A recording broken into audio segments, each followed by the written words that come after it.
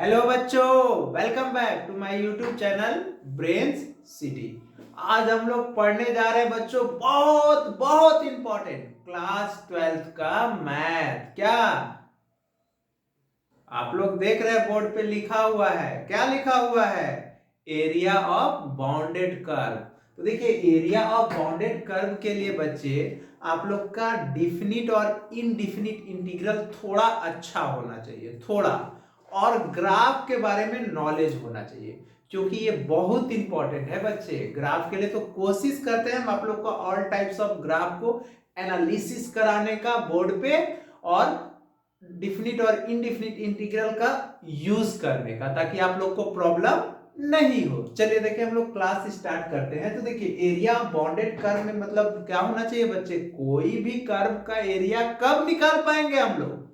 जब वो कंटिन्यूअस और फाइनाइट होगा बच्चे। कंटिन्यूअस और फाइनाइट होगा कोई इंटरवल में, तभी। ऐसे हम लोग नहीं निकाल सकते हैं। जैसे आप लोग बोलते हैं ना कि ऑल फंक्शन जो होता है डिफरेंशिएबल नहीं होता है, उसी तरह बच्चे। तो देखिए, हम लोग क्या ले लेते हैं, let y is equal to F x मान लेते हैं। Let y is equal to F x जो है ना, इज ए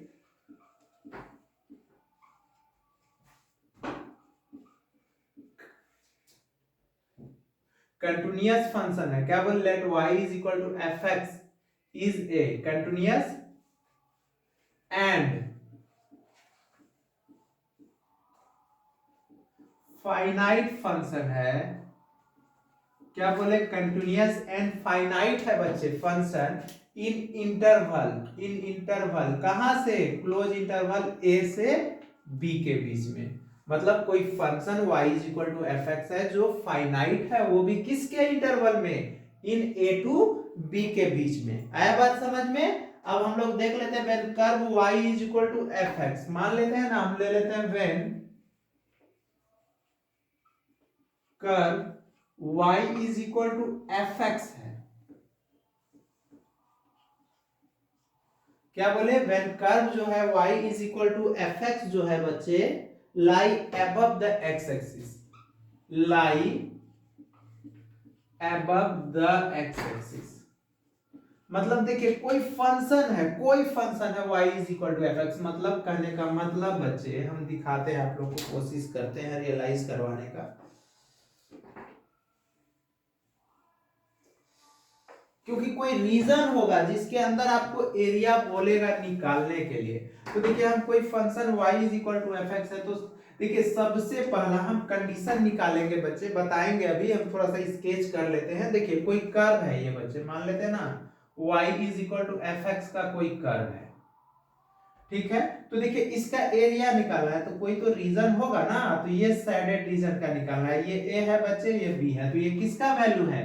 x का वैल्यू है। ये भी x का वैल्यू b है। इस रीजन का हम लोगों को एरिया निकालना है।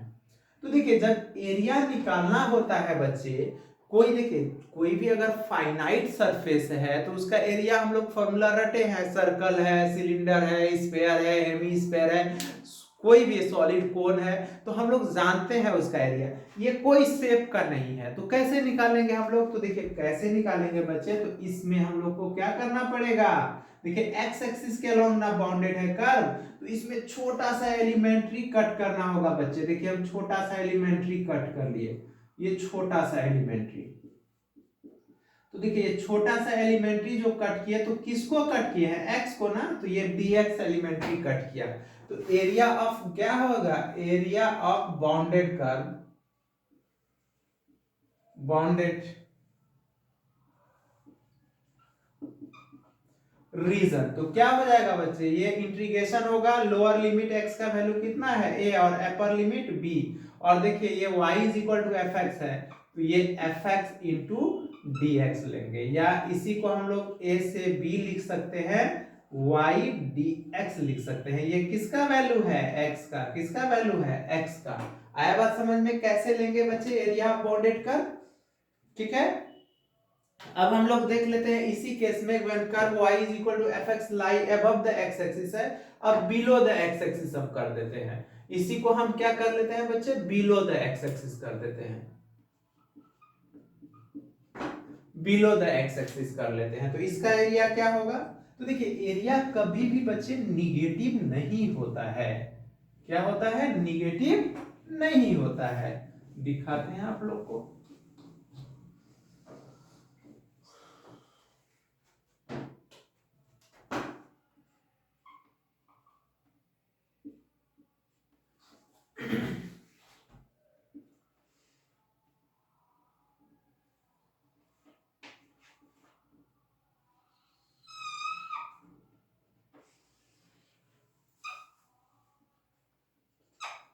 ये x है, ये y डैश है बच्चे।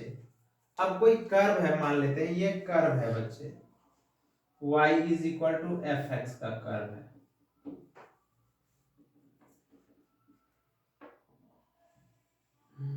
देखिए जैसे ये हम लोग इस एरिया का रीजन का इसका एरिया निकालना है, तो निकालना है तो ये x इज इक्वल टू ए हो गया और ये x इज इक्वल टू क्या हो गया बच्चे?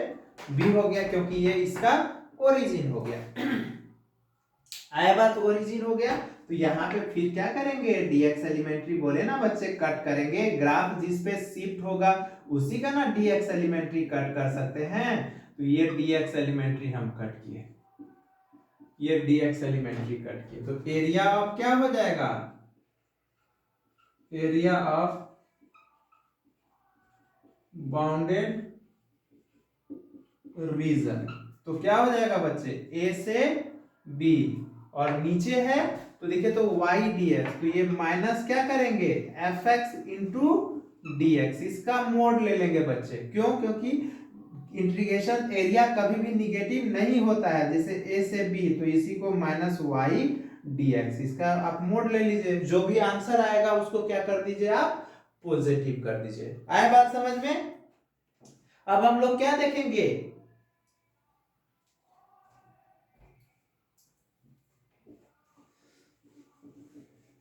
कोई भी फंक्शन क्या होना चाहिए? कंटिन्यूअस, और क्या होना चाहिए? फाइनाइट होना चाहिए बच्चे, तभी उसका एरिया हम लोग निकाल पाएंगे।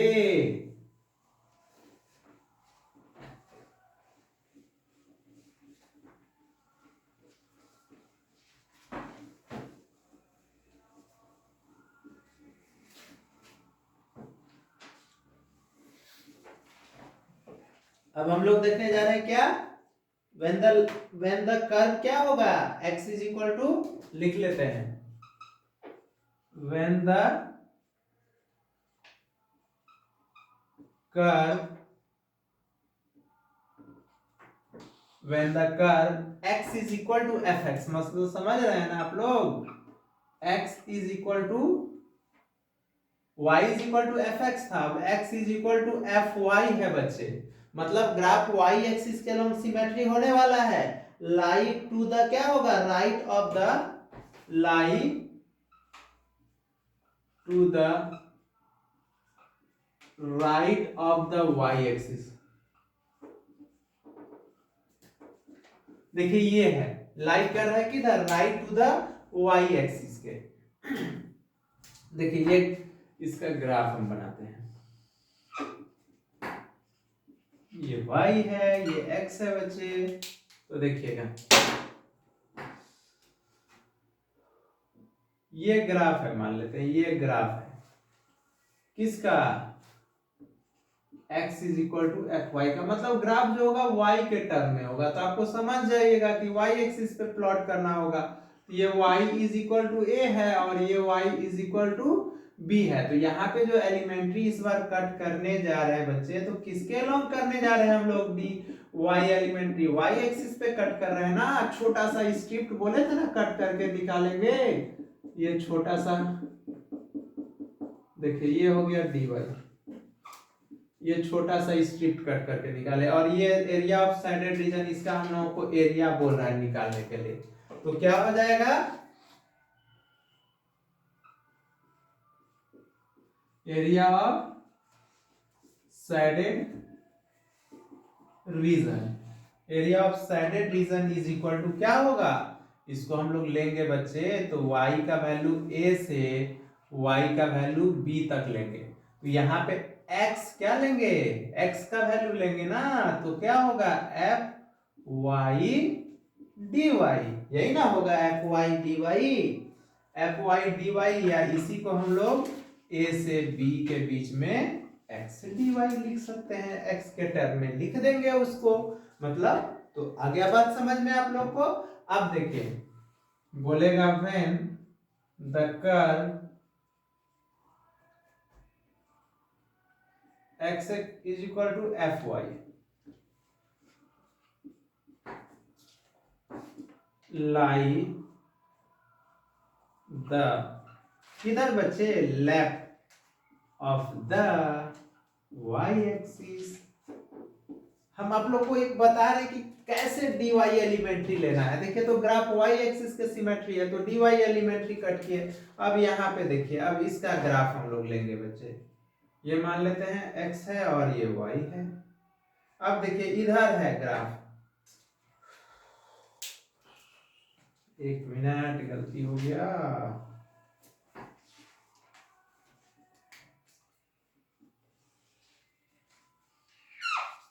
देखिए ये x है ये y है बच्चे, और ये क्या है x डैश है, तो ये ग्राफ है। तो इसको अगर हम लोग मिला देंगे बच्चे तो ये क्या हो जाएगा, a और b, किसका वैल्यू है y का, किसका वैल्यू है y का। तो यहाँ पे dy एलिमेंट्री कट करेंगे ना हम लोग बच्चे, ये dy एलिमेंट्री, तो देखिए तो हम dy एलिमेंट्री कट कर लिए, ठीक है। तो एरिया ऑफ शेडेड रीजन क्या हो जाएगा,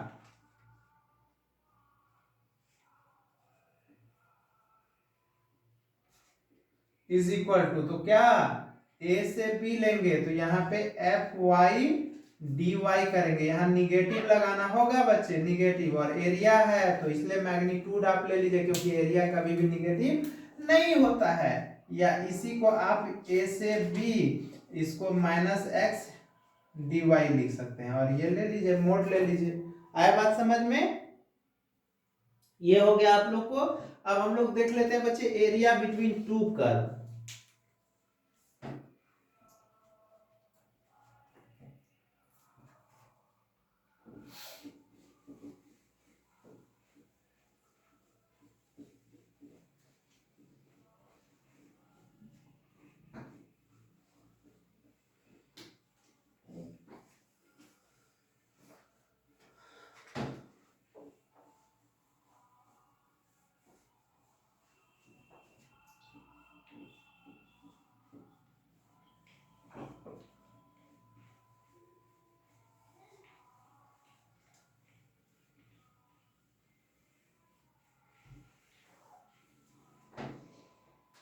अब हम लोग देखेंगे एरिया बिटवीन टू का।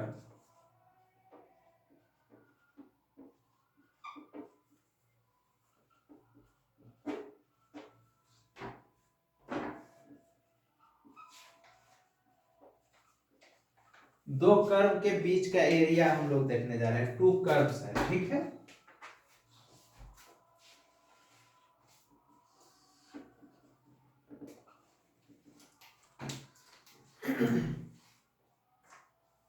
मान लेते हैं ये दो कर्व है बच्चे, ये y इज इक्वल टू मान लेते हैं ना gx है, और ये y इज इक्वल टू क्या है fx है, और इसको हम लोग मिला लेते हैं।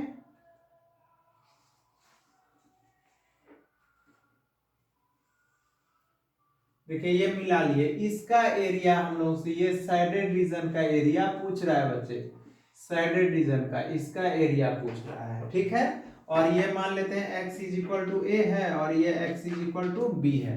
तो बोले थे ना कि कैसा एलिमेंट्री कट करेंगे, इस पे dx एलिमेंट्री कट करेंगे बच्चे, तो एरिया ऑफ साइडेड रीजन क्या हो जाएगा,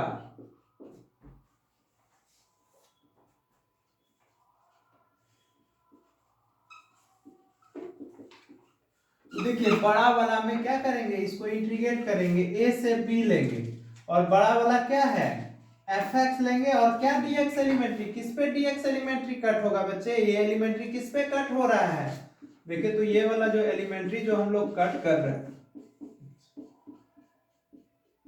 ये वाला जो एलिमेंट्री dx जो कट कर रहे हैं बच्चे x एक्सिस पे, तो क्या हो जाएगा fx dx हो जाएगा।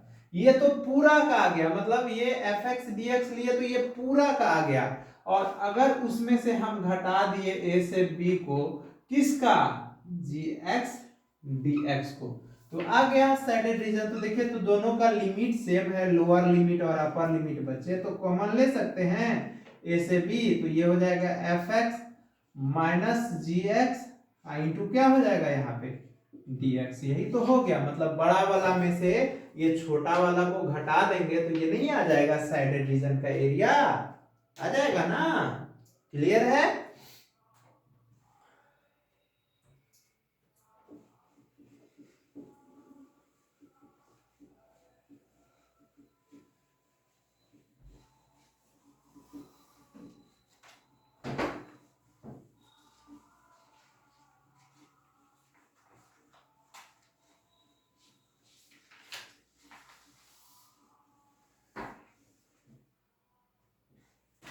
और देखिए जैसे बच्चे आप लोग को ये दिया रहेगा, मान लेते हैं ना कि ये y is equal to sine x का ग्राफ दिया रहेगा।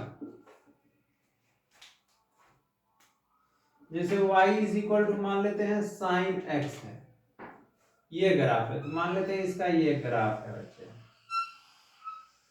ये ग्राफ है। तो अब इसका एरिया पूछेगा। मान लेते हैं ना ये कोऑर्डिनेट 0 है, ये a है, ये b है और ये c है, मान लेते हैं। तो इसका एरिया आपसे पूछेगा। तो मान लेते हैं इसका एरिया a1 है, a2 है, a3 है। तो लिमिट पता है तो हम लोग उसी तरह करेंगे। तो यहाँ पे एरिया ऑफ सैडेड रीजन जो होगा, एरिया ऑफ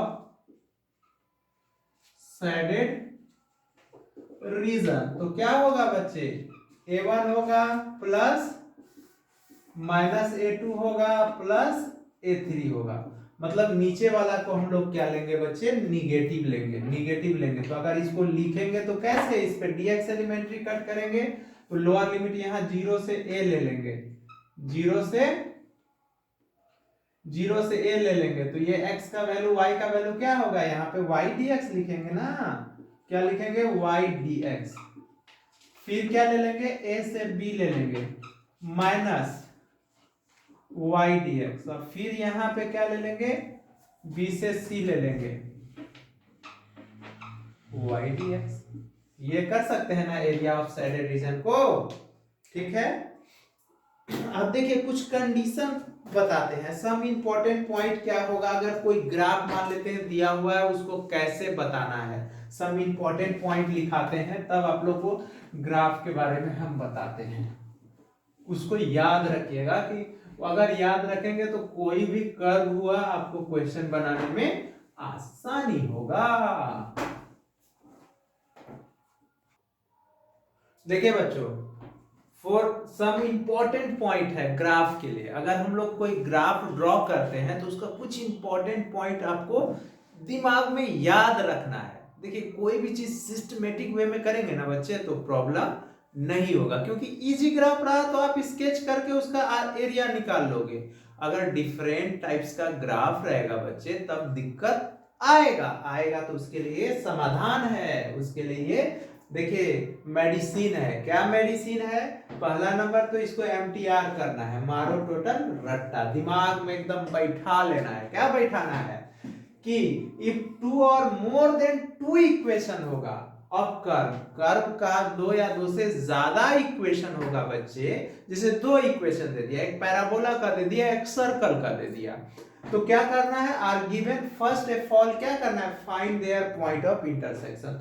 तो दोनों का अगर पैराबोला है और एक सर्कल है तो दोनों से पॉइंट ऑफ इंटरसेक्शन निकालना है, x और y का वैल्यू, जितना वैल्यू है x का और y का वो निकाल लेना है, ठीक है। दूसरा काम क्या करना है, find the point of intersection of curve with the coordinate axis.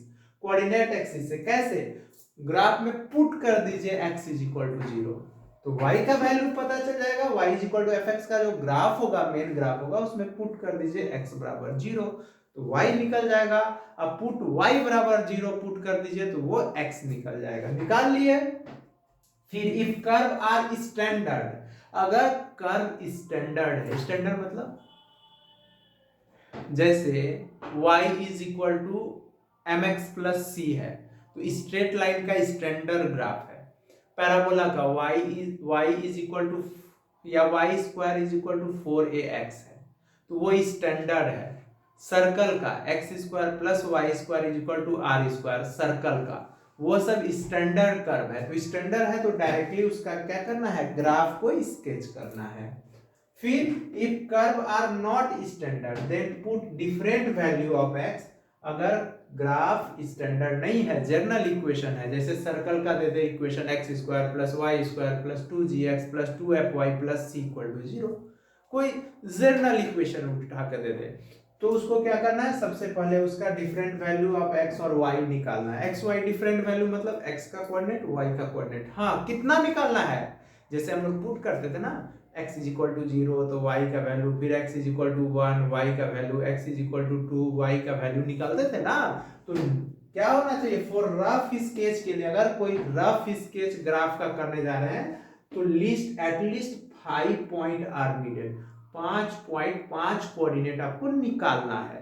ऐसे आप 3 भी निकाल के काम चला सकते हो, 2 भी निकाल के काम चला सकते हो। इन जनरली बच्चे उसमें गलत होने का चांसेस होगा, इसीलिए 5 पॉइंट निकालने का। तो ये तो आपको समझ में आ गया। देखिए हम लोग ग्राफ देखते हैं, क्या क्या ग्राफ होगा।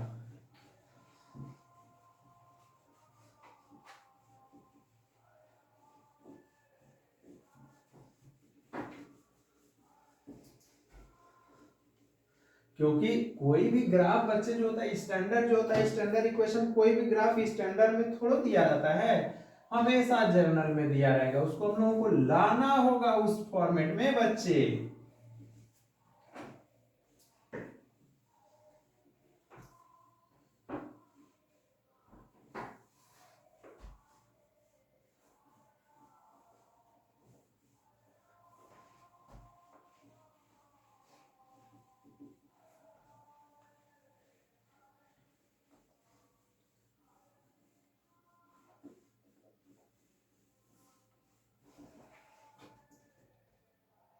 देखिए जनरल इक्वेशन ऑफ अगर स्ट्रेट लाइन का हम बात करते हैं,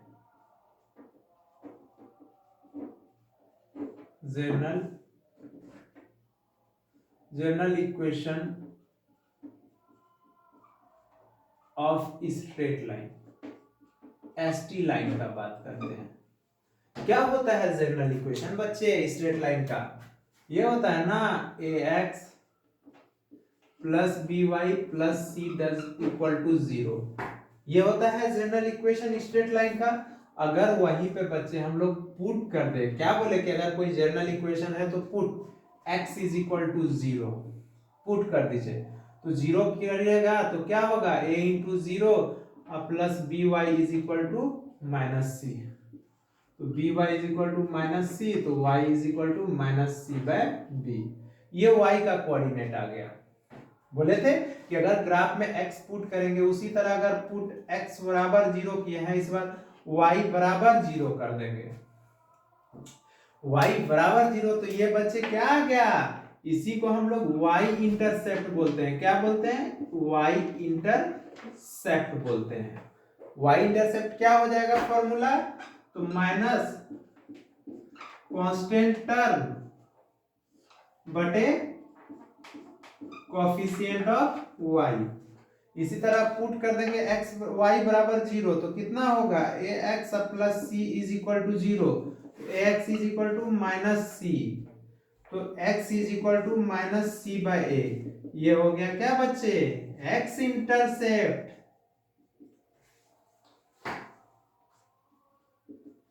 x इंटरसेप्ट, x इंटरसेप्ट है, x इंटरसेप्ट है, तो इसी को तो माइनस कांस्टेंट टर्म अब बटे कोएफिशिएंट ऑफ क्या लिख सकते हैं, x। देख रहे हैं कैसे कोऑर्डिनेट निकल रहा है, इसी का तो आप लोग इंटरसेप्ट फॉर्म में पढ़े थे। इंटरसेप्ट फॉर्म में हम लोग पढ़े थे। इंटरसेप्ट फॉर्म क्या था स्ट्रेट लाइन का, x by a plus y by b is equal to 1, यही ना हम लोग पढ़े थे बच्चे।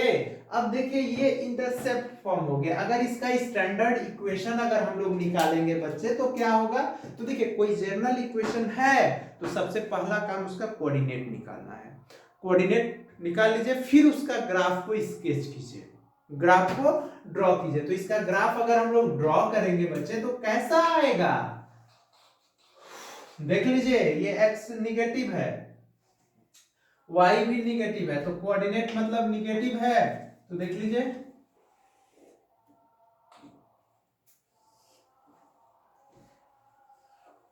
देखिए ये ग्राफ हमको लगता है जाएगा, ऐसे जाएगा। देख लीजिए ये वाला क्या हो जाएगा, ये वाला y का value minus C by B है, तो x एक्सिस पे तो 0 और माइनस सी बाय बी हो गया। और ये वाला क्या हो गया बच्चे, ये वाला x का वैल्यू कितना है माइनस सी बाय ए, और y का वैल्यू कितना होगा 0। क्यों, आप लोग को पता है कि x एक्सिस पे क्या होगा, इक्वेशन ऑफ, अच्छा हम लिख देते हैं ज्यादा कॉम्प्लेक्स हो जाएगा। तो देखिए ये आ गया बच्चे इसका। अब इसका हम लोग एरिया नहीं निकाल सकते हैं, निकाल सकते हैं, आराम से निकाल सकते हैं। देख रहे हैं ना ग्राफ कैसे ड्रॉ हुआ, क्योंकि x एक्सिस पे y 0 होता है, y एक्सिस पे x 0 होता है बच्चे।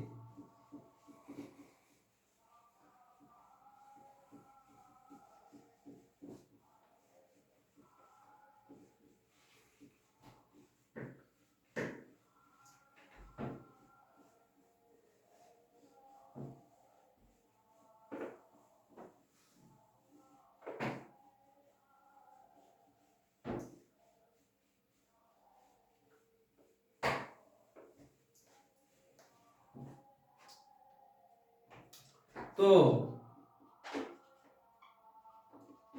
इक्वेशन ऑफ x एक्सिस क्या होगा, y बराबर क्या होगा बच्चे 0 होगा। इक्वेशन ऑफ y एक्सिस क्या होगा बच्चे, x बराबर 0 होगा। तो देखिए हम लोग देखे थे ax plus b y plus c is equal to 0, इसको स्टैंडर्ड फॉर्म में निकालते हैं। ये तो general equation of straight line था, क्या था, general equation of ST line. ST line मतलब स्ट्रेट लाइन बच्चे। तो b y is equal to minus a x, और इसको माइनस सी लिख सकते हैं उधर ले जाके, तो y इज इक्वल टू इसको हम लोग लिख सकते हैं माइनस ए बटे बी एक्स और माइनस सी बटे बी। तो देखिए बच्चे माइनस ए बटे बी जो है मतलब माइनस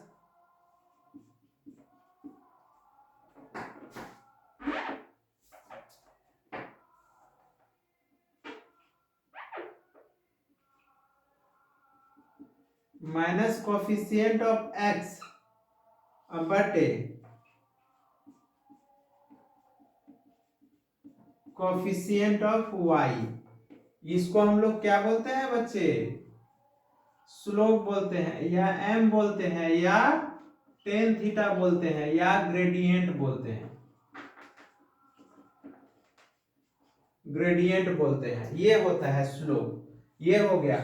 और देखिए यहां जो माइनस सी बाय बी जो है बच्चे, ये क्या है, y इंटरसेप्ट है। क्या है, y इंटरसेप्ट है। तो y इंटरसेप्ट मतलब क्या, माइनस कांस्टेंट टर्म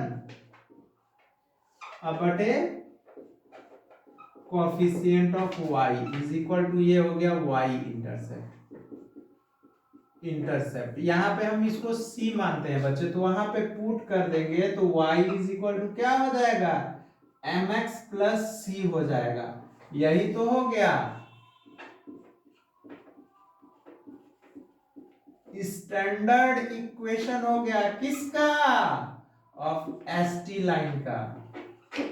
यही हो गया स्टैंडर्ड इक्वेशन स्ट्रेट लाइन का, जहां पे m जो है स्लोप जो है ऑलवेज क्या होगा, ऑलवेज मेजर्ड होगा। मेजर्ड किधर, anti clockwise, anti clockwise with positive X axis. ये होगा एसटी लाइन का, y is equal to M X plus C का। आ गया बात समझ में आप लोग को। तो देखिए यहाँ पे m जो होगा वो डिपेंड्स करेगा बच्चे कि टेन थीटा अगर पॉजिटिव है तो m पॉजिटिव है, मतलब थीटा 90 से अगर छोटा है, थीटा क्या बोले, अगर 90 से छोटा है तो वो क्या है बच्चे, आपको ग्राफ करके दिखाते हैं।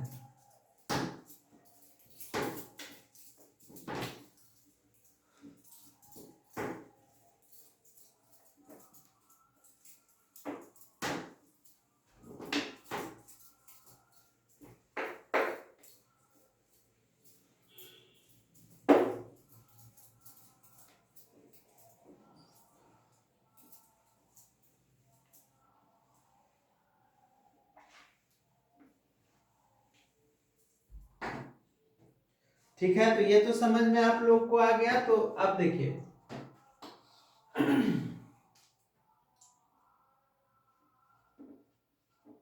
पैराबोला क्या होता है बच्चे? कौन बोला? पैराबोला। जैसे y square is equal to, अगर बच्चे 4ax है तो देखिए यहां x बच्चे लीनियर है। लीनियर मतलब बच्चे जिसपे डिग्री या पावर 1 है, और ये क्या है बच्चे? स्क्वायर है। अगर स्क्वायर है बच्चे तो ग्राफ जो होगा, जो लीनियर होगा उसके सिमेट्री होगा। ये x और y है तो ग्राफ इसका इधर सिमेट्री हो जाएगा। ये y है तो ये किसका ग्राफ हो गया? y square is equal to 4ax का। और अगर x स्क्वायर, अगर y square is equal to -4ax है बच्चे, तो यहाँ पे देखिए अब x निगेटिव है बच्चे, निगेटिव है तो ग्राफ किधर जाएगा? निगेटिव x एक्सिस के अलोंग जाएगा, क्योंकि ये x है, ये x डैश है, ये y है, ये y डैश है। आया बात समझ में? चलिए अब देखिए, ये तो आप लोग को देखे कि कैसे ग्राफ ड्रॉ किए। जो लीनियर होगा ग्राफ उसके सिमेट्री होगा बच्चे, ठीक है।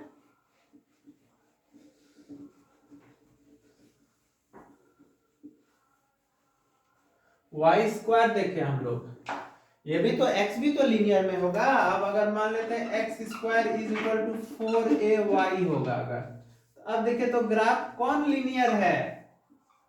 ये लीनियर है, और ये इस बार स्क्वायर है, तो ग्राफ किसके सिमेट्री जाएगा? y एक्सिस के। और अगर x square is equal to 4a minus यहाँ पे है बच्चे, तो ग्राफ किधर जाएगा? ये y है, ये y डैश है, ग्राफ ऐसे निगेटिव y एक्सिस के सिमेट्री चला जाएगा। आ गया बात समझ में आप लोग को?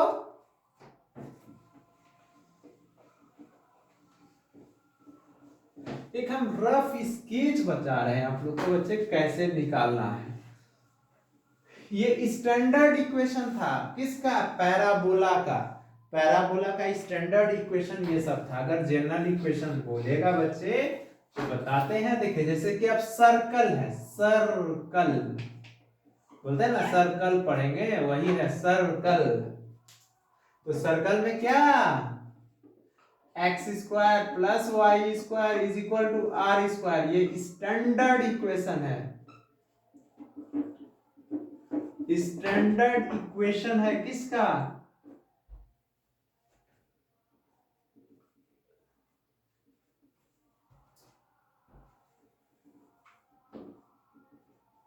सर्कल का स्टैंडर्ड इक्वेशन है।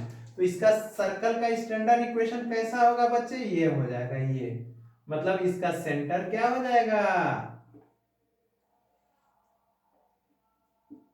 इसका सेंटर तो 0 0, और ये कितना? ये रेडियस r है, ये भी r है, ये भी r है, क्योंकि सर्कल का सेंटर से पेरिफेरी का डिस्टेंस इक्वल होता है। तो x एक्सिस है ना, और ये y एक्सिस है, ये x डैश है, ये y डैश है, तो इसका कोऑर्डिनेट क्या बताए?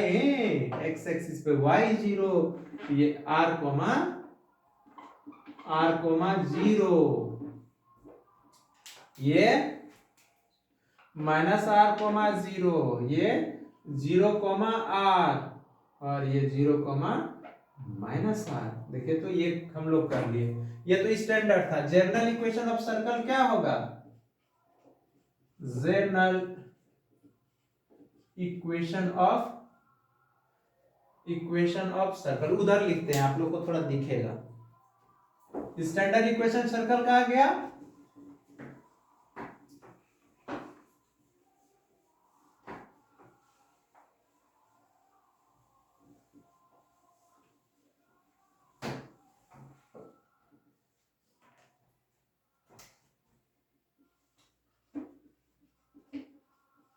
General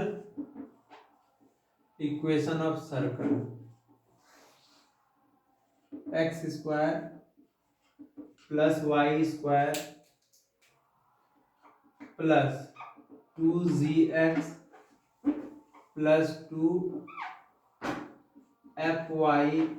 plus c is equal to 0, ये होता है बच्चे जनरल इक्वेशन सर्कल का। तो इसका सेंटर क्या होता है? सेंटर ऑफ सर्कल क्या होता है?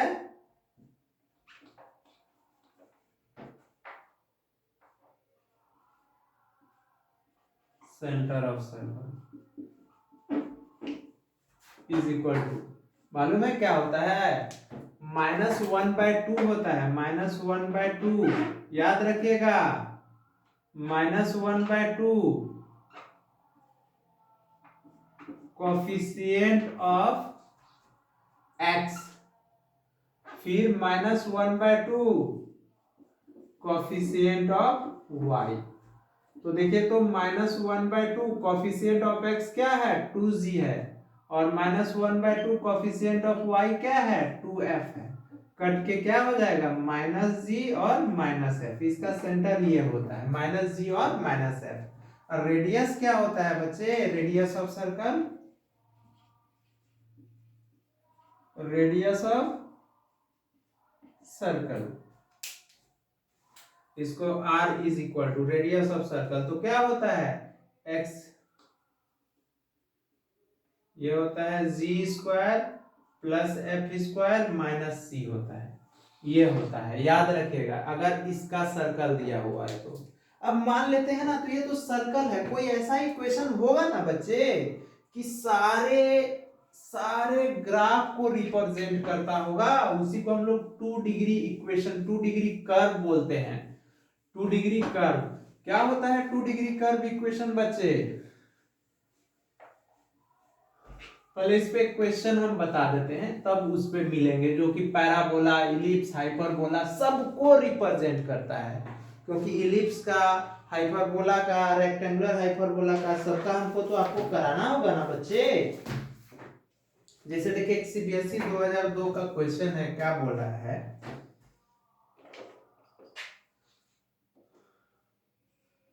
Find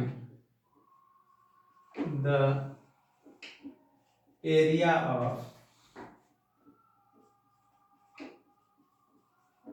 of the region bounded by the line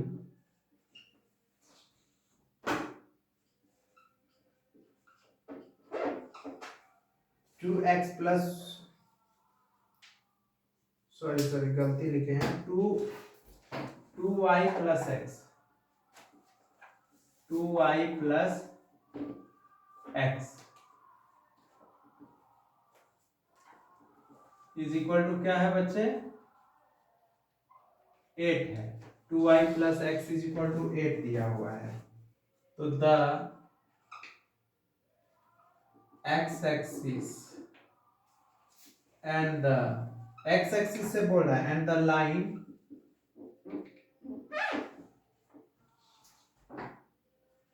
x is equal to 2 and x is equal to 4, ये दिया हुआ है। x इज इक्वल टू 2 से x इज इक्वल टू 4 तक। तो देखिए, सबसे पहला काम क्या करेंगे कि x इज इक्वल टू 2 और x इज इक्वल टू 4 हम लोगों को दिया हुआ है, कि बोल रहा है 2 से 4 के बीच में निकालो। तो पहला नंबर इस कोऑर्डिनेट का, इसका ग्राफ का कोऑर्डिनेट निकालेंगे, तब तो हम लोग ग्राफ ड्रॉ कर पाएंगे। तो गिवन में क्या लिखेंगे? देखिए, तो 2y plus x is equal to 8 है, तो हम बोले थे कोऑर्डिनेट निकालने के लिए क्या करेंगे? पुट कर देंगे। ये देख लेंगे कि ग्राफ एक्स एक्सिस से कहां से स्टार्ट हो रहा है, वाई एक्सिस से कहां से। तो पुट x बराबर 0, x बराबर 0 करेंगे तो 2y इज इक्वल टू कितना होगा? देखिए, तो पुट x बराबर 0 करेंगे बच्चे, तो 2y plus 0 is equal to 8, तो 2y इज इक्वल टू 8, तो y इज इक्वल टू कितना हो गया? 8/2 इज इक्वल टू 4, y का वैल्यू आ गया। इसी तरह आप पुट कर देंगे क्या? y बराबर 0, y बराबर अब 0 पुट कर देंगे तो क्या हो जाएगा बच्चे, तो 2 into 0 plus x is equal to 8, x is equal to 8। तो ये ग्राफ पता चल गया।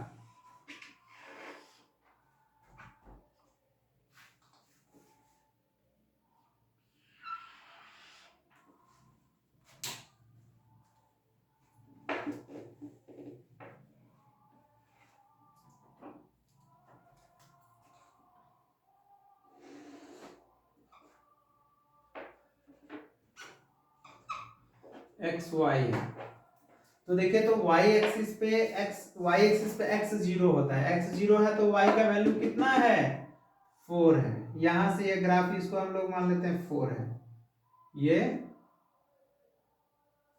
तो x एक्सिस पे क्या होता है, y एक्सिस पे क्या होता है, x 0 होता है। तो ये हो गया 0,4, यहां से ये ग्राफ स्टार्ट हुआ।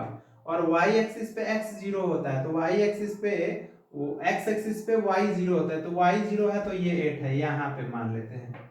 ये हो गया आपका 8,0। ये हो गया 8, एक जनरल फॉर्म बता रहे हैं बच्चे ग्राफ ड्रॉ करने का। तो देखिए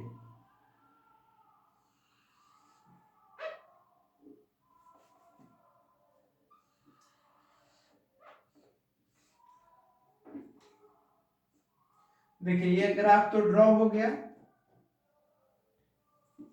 किसका ग्राफ है ये बच्चे, किसका,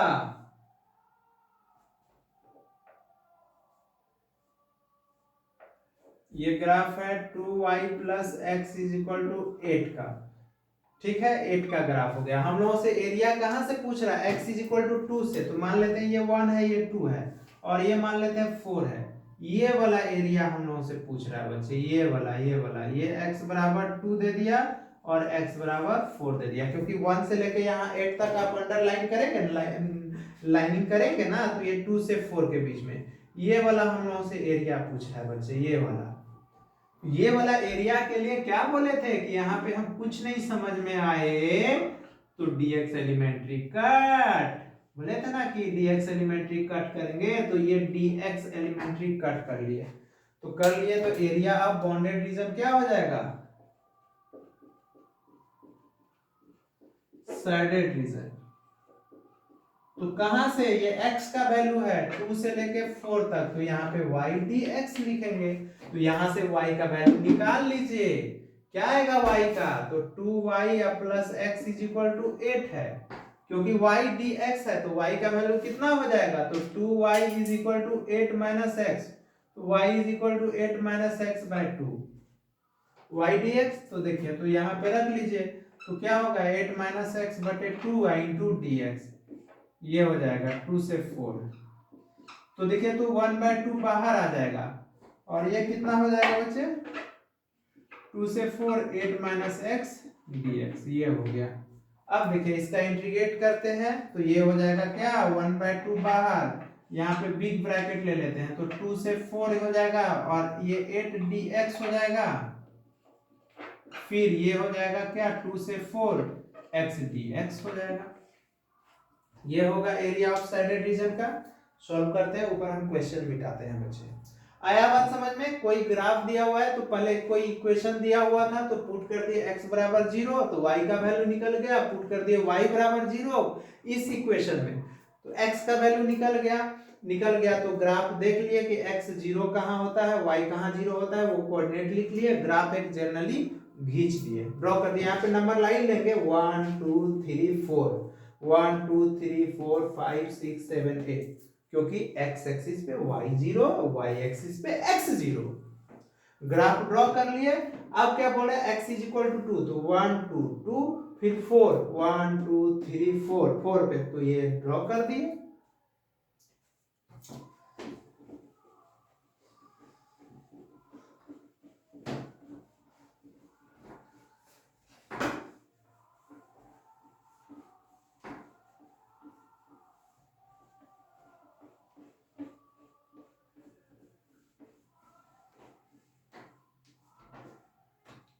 तो क्या होगा बच्चे, यहाँ पे तो एरिया ऑफ साइडेड रीजन क्या आ रहा है,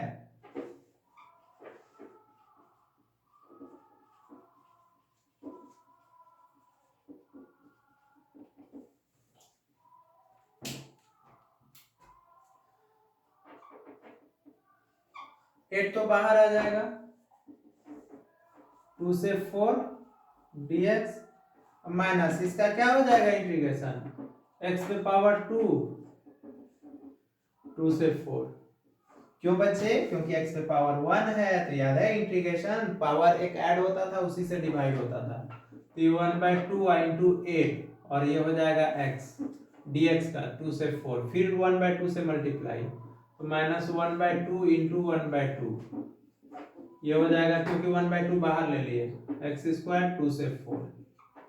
तो देखिए तो ये कैंसिल 4 बार में, ये 4 और अपर लिमिट कितना 4 है माइनस लोअर लिमिट, यहाँ पे 1/4 अपर लिमिट कितना बच्चे 4 का whole square minus lower limit 2 का होल स्क्वायर, तो ये हो जाएगा 4 इंटू 2 और माइनस 1/4 ये हो जाएगा 16 माइनस 4, 16 माइनस 4 कितना होता है 12 होता है, तो अब ये कितना बार में कट गया 3 बार में, तो ये 8 माइनस 3 मतलब 5 स्क्वायर यूनिट, ये बच्चे आ गए। तो देखिए बच्चे आज हम बेसिक चीज पढ़ाए हैं आप लोगों को, नेक्स्ट क्लास जो मिलेंगे वो general equation of second degree लेके मिलेंगे, वहां पे हम लोग इलिप्स हाइपरबोला सर्कल ये सब देखेंगे, उसका इसेंट्रिसिटी कैसे निकालते हैं क्या करते हैं, तब स्टैंडर्ड इक्वेशन तब लेंगे, तब एनसीईआरटी आरएस वाला का क्वेश्चन करेंगे हम लोग।